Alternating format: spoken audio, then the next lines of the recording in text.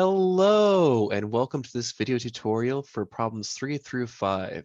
Through these problems, you will explore a little bit of a mathematical topic called analysis with your students. But don't worry, no prior math knowledge will be needed. Okay, in the previous video, I give some tips and advice for motivating these problems. So I'll jump straight into the solutions for problems 3 through 5 in this video.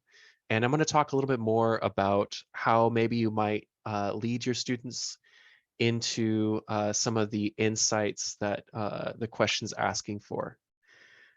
So in this scenario here, in 2049, Goma, nonprofit mega, blah, blah, blah, pilot drug increases neurons. Okay, so looking at the samples you will receive, and that's the cards that you're going to be handing to the students. The students have to describe the general rule. That is like, what do you do to the input in order to get the output? And can you graph it?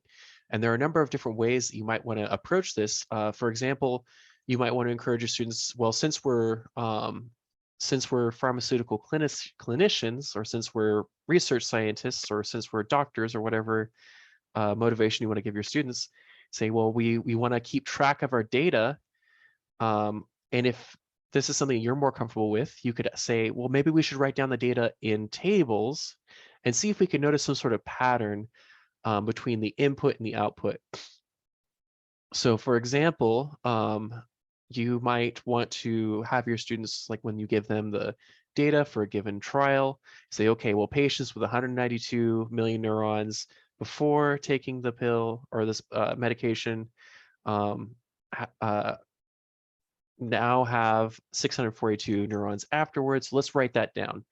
And so you'll have your students write down the data in a table, maybe mark the columns before and after, and then say, well, how does that change? And maybe the students will think like, well, okay, well, 642 is bigger than 192. So there's a positive change. And then maybe you'll want to encourage them to determine how much the change is. And so you could say, well, to make the math a little bit easier, 192 is really like 200 minus 8. So we could ask the change, or so we could determine what the change is, or the difference, by computing 642 minus 192 is really the same as 600 plus 42 minus 200 plus 8. I distributed the -1 there. Let's see, 600 minus 200 is easy to compute for most people. And so we have 400 plus 42 plus 8. 42 plus 8 is 50. So this is 450 is our change. It's a positive 450. So a gain of 450 neurons, or 450 million neurons, which is phenomenal. And so now we want to ask them, does this pattern change between trials? Well, here's another trial.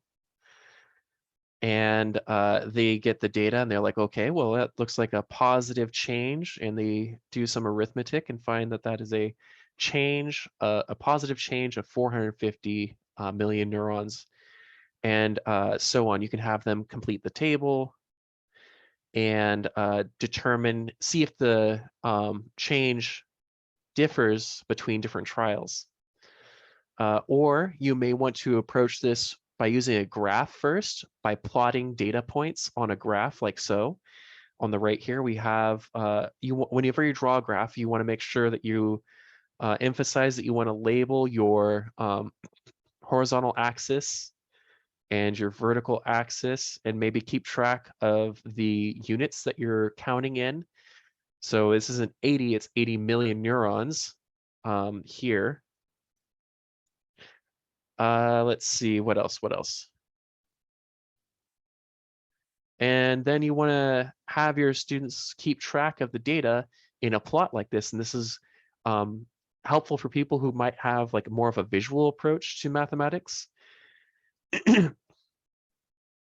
Let's see, so according to the data that we're given, Oh, and you also want to arrange your values on the independent axis or on the horizontal axis in an increasing order.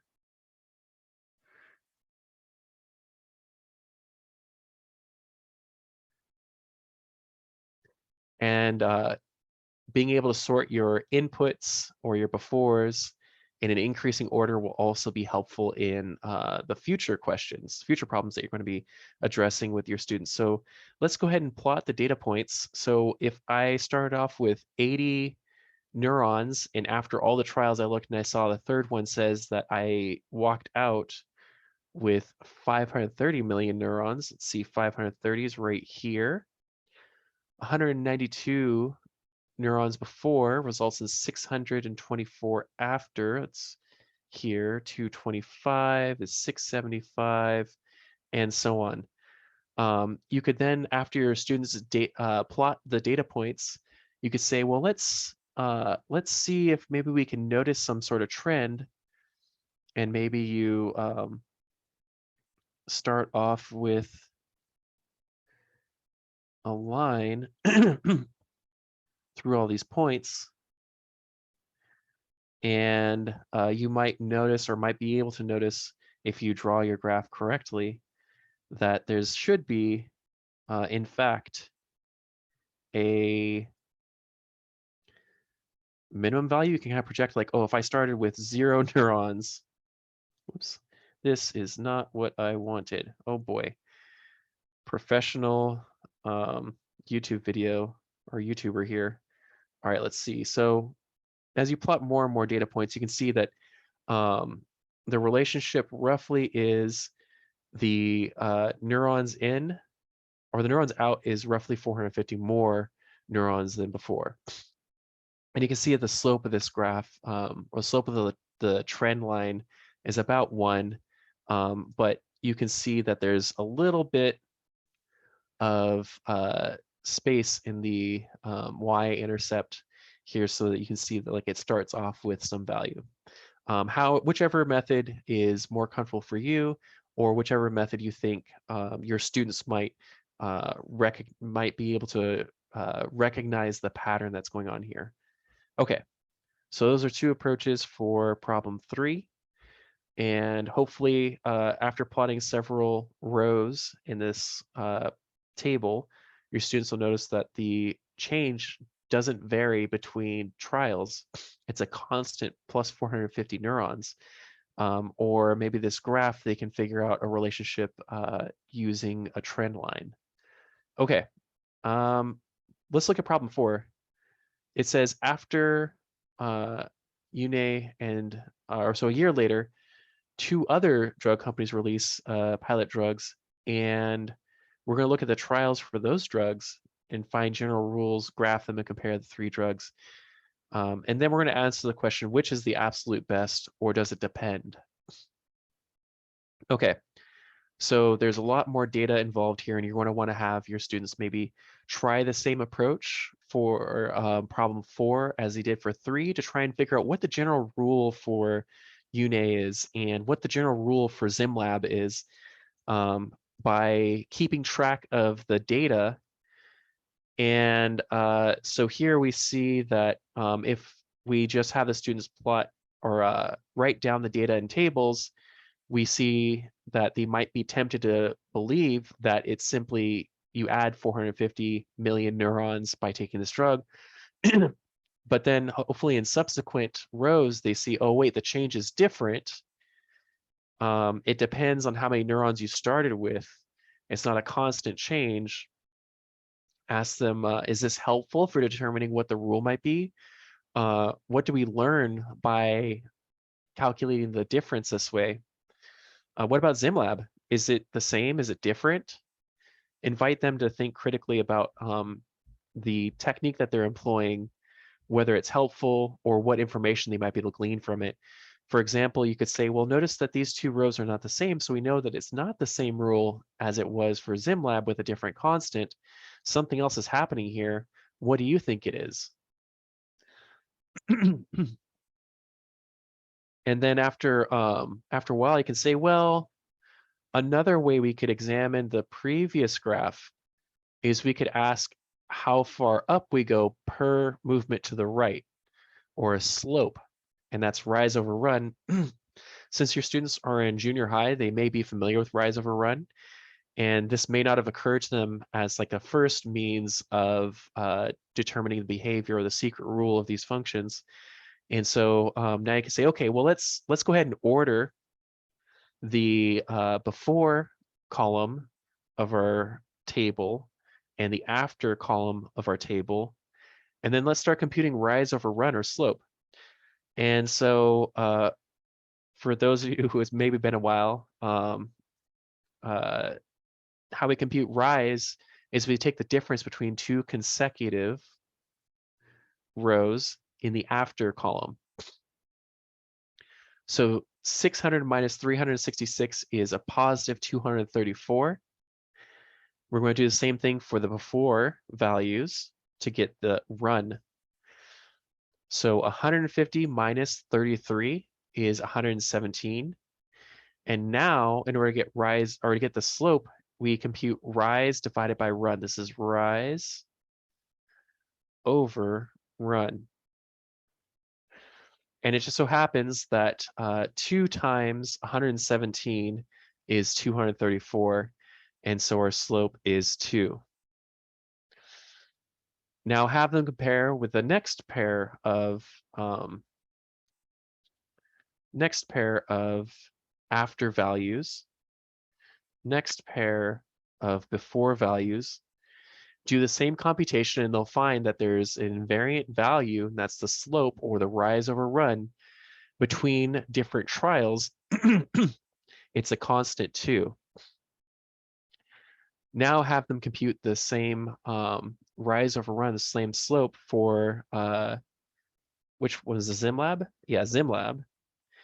And they should find a similar pattern, a similar invariant value in that data as well. For these now we have like an idea. We know that it's not just 2 times 150 though to get to 600, because 2 times 150 is 300. But how do we get to 600? Well, we have to add 300 more. So 2 times 150 plus 300 is equal to 600. Now they can start, you can start leading them toward these conjectures about the data and say, okay, well, does that hold true for row 1? Well, we have 2 times 33 plus 300 is equal to 2 times 33 is 66 plus 300 is 366. And sure enough, that gives us our after. And so now you can help your students generalize the data that the rule for UNE, is that UNE? UNE is 2x, where x is going to be the symbol we use for the before number of neurons the patient had, or the input to the function, plus 300 equals y, and y is going to be the typical letter you use for output, because typically you want to graph things on the xy plane, and it's a tradition. For the other ones, you'll do something similar for ZimLab. Okay, so that's using tables, and from the tables you can actually derive the rules themselves. So for this one, we find, hopefully your students find that the rule is 2x plus 300 equals y, or the y equals this. And for ZimLab, the rule is 3x plus 10. Okay, now in order to answer the question about which drug is best, we're going to need to compare them. And I don't know about you, but looking at tables of numbers isn't very illustrative for me. I prefer to see something more visual. And so perhaps we could ask the students then to maybe plot the graphs of these functions And you want to point out to them that, this is going to get really complicated if we don't use some sort of color coding system. And maybe we want to write some sort of legend for the data somewhere on the graph so that when we're looking at it, we can better determine which function belongs where, which one's better, and when it's better or if it's better. Okay, so you'll have them plot Groma, and then maybe ask them to try and draw like a best fit line through those data points. I'm gonna do my best here. Oh boy, I wish I changed that setting. Okay, well that seems like a pretty good fit line. And you know that to draw a line, you only need 2 points. So really, you're only going to need your students to plot 2 points on this graph to come up with a trend line that will determine the behavior of this drug. And you'll have them go through for UNE and ZimLab, plotting in the appropriate colors. Hopefully, once all that's done, your students wind up with a graph that looks something like this. This isn't the best, or my graph up here doesn't look nearly as nice as this one. And of course, you may not necessarily have access to a computer algebra system to generate a graph. But if you do, or if you want, you can use something like Wolfram Alpha. Is that right? Yes, RAM Alpha. That's a website that you can use to plot the rules that you found. Or maybe you can do something like Geogebra. These are both online tools that you can use to help your students visualize the data. And so if you have your laptop or your iPad with you and your students, and you're like, okay, well, let's see what this would look like if we wanted to use a computer to graph these functions. And then you can use the graph to make a decision about which drug is better and when each drug is better. For example, we notice that if we start off with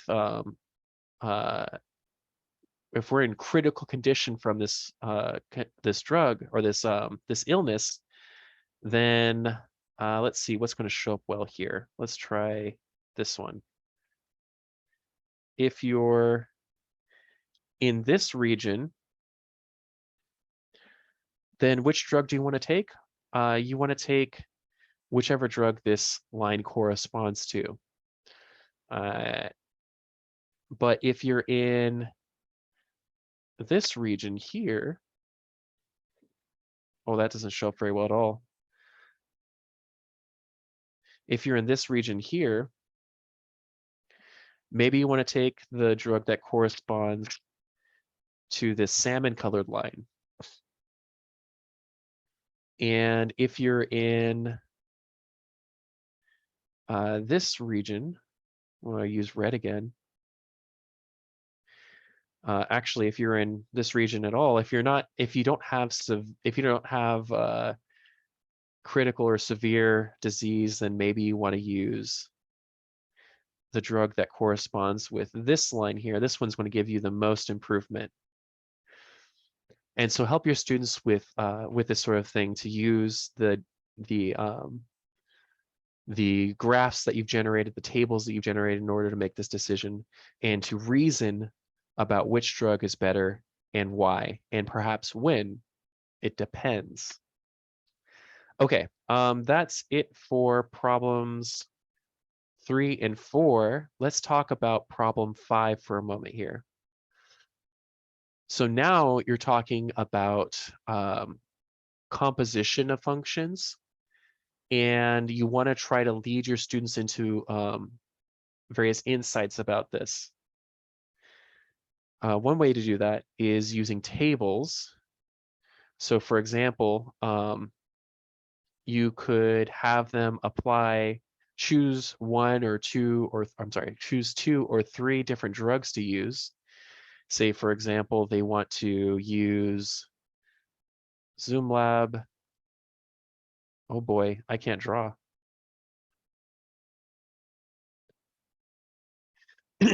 then they want to take Groma,